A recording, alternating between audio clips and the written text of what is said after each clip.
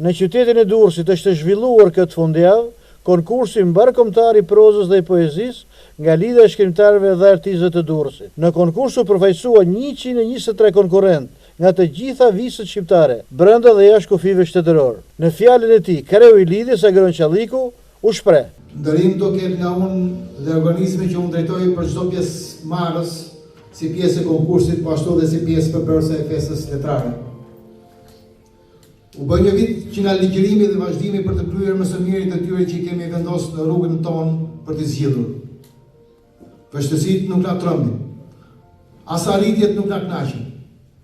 Ne kur nuk do të pushojmë së reshturi për që të shkojmë në rrugën e duhur si institucion ligjor që jemi dhe si grupim letrarësh dhe artistësh që vazhdojmë të ndjekin vlerat dhe të kemi ato si shëmbulltyra pozitive më tej.